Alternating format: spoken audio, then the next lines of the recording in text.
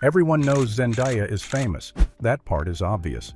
What almost nobody realizes is that the real power she holds in Hollywood has almost nothing to do with the red carpets, the magazine covers, or the box office numbers.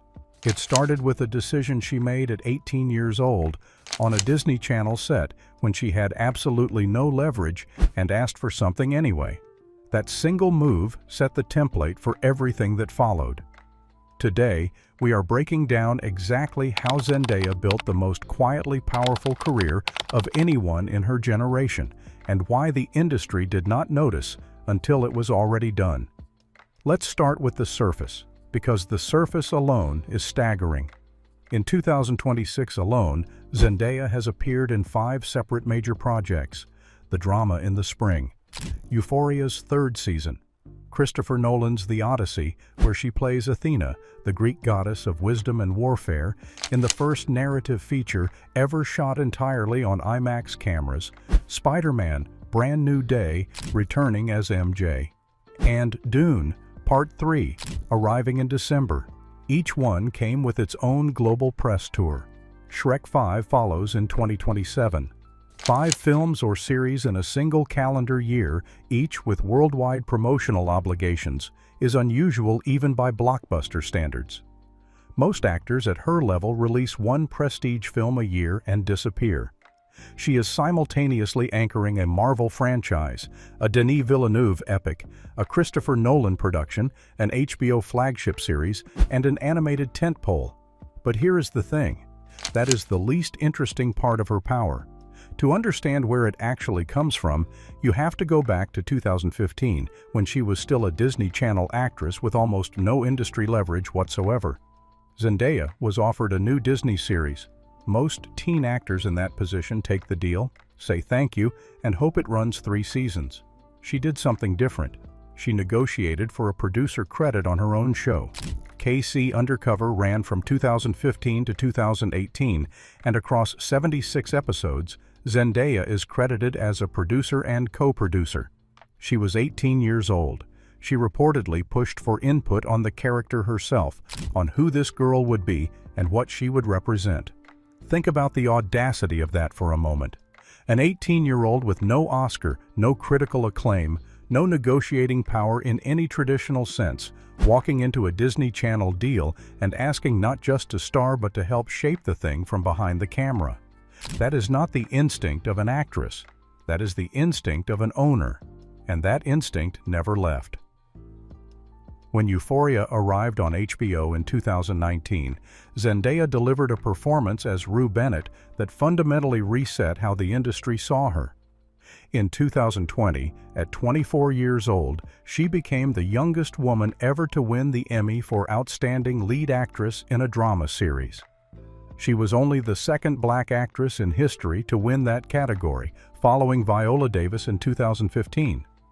She accepted the award from what appeared to be a hotel suite during the pandemic, with her family screaming behind her, and said afterward that she usually does not cry. 2 years later, she won it again, becoming the youngest 2-time acting winner in Emmy history. But the award that actually reveals the power was a different one entirely. In 2022, Zendaya was nominated as an executive producer on Euphoria. At 25, she became the youngest producing nominee in the history of the Emmy Awards. She was not just starring in one of the most talked-about shows on television. She had a seat at the table where the decisions got made. And she went further than that. She contributed lyrics to 2 of the show's original songs, Elliot's Song and I'm Tired, earning 2 additional nominations for Outstanding Original Music and Lyrics. That combination made her the first Black woman ever nominated at the Emmys for acting and songwriting in the same year. Acting, producing, songwriting, all in a single awards cycle, all before she turned 26. If you are finding this as remarkable as we do, this is a great time to hit subscribe. We break down the real stories behind Hollywood's biggest names every single week, and the next part of Zendaya's rise is the part almost nobody talks about. In 2024, she starred in Challengers, directed by Luca Guadagnino, playing former tennis prodigy Tashi Duncan at the center of a decade-spanning love triangle. The film earned a 95% rating on Rotten Tomatoes, the highest of her entire career. It brought her a Golden Globe nomination and serious Oscar conversation. She was also a producer on it. That is the pattern most people miss. She is not being handed prestige projects. She is helping build them. She produced Malcolm and Marie in 2021. She produced Challengers. She executive produced Euphoria. When Zendaya attaches herself to something, she is frequently attaching herself to the ownership structure, not just the cast list. Now, layer the franchise leverage on top of that. She is Chani in the Dune films, one of the most acclaimed film series of the decade. She is MJ in the Spider-Man franchise, which has grossed billions across multiple entries. And in 2026, she added Christopher Nolan to that list, playing Athena in a production that critics have called one of the most technically ambitious films ever attempted. Very few actors on Earth hold that combination.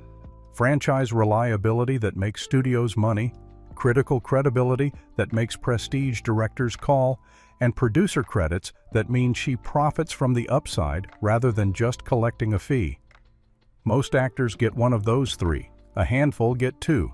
Almost nobody gets all three at once, and the ones who do are usually decades into their careers, not still in their 20s when they lock it in. She is not choosing between commercial work and serious work. She has structured her career so that she never has to. And then there is everything happening outside the films. Her partnership with stylist Law Roach turned red carpet appearances into cultural events in their own right, to the point where entire news cycles now form around a single outfit. She co-hosted the Met Gala in 2024. She holds ambassadorships with Rolex, Bulgari, and Lancôme. Her fashion moments generate more coverage than most actors' entire film releases.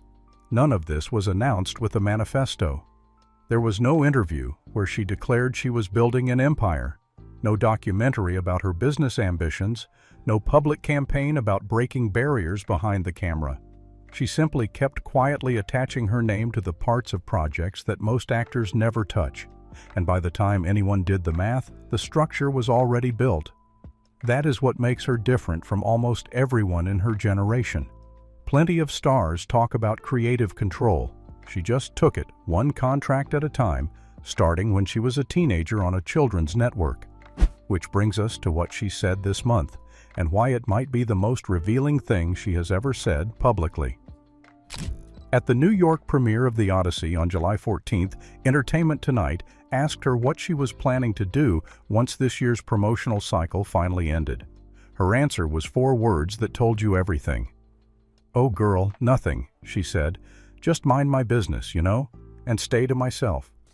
In her Summer Elle cover story, she had acknowledged the pace of the year, saying it was going to be a long one, but that she was really proud of everything and genuinely loves her job. She also admitted something honest about herself. As soon as she takes a break, she said, she starts to go crazy and immediately feels like she needs to work. That tension between someone who has built enough power to walk away whenever she wants and someone who cannot actually stop is the real story here. The most powerful position in Hollywood is not being the most famous person in the room. It is being the person who does not need the room at all. Zendaya spent a decade quietly making sure she would never need it. She started producing before she had permission. She won awards on both sides of the camera before 30. She anchored 3 separate billion-dollar franchises while simultaneously making the kind of small, strange, director-driven films that most franchise actors never get near.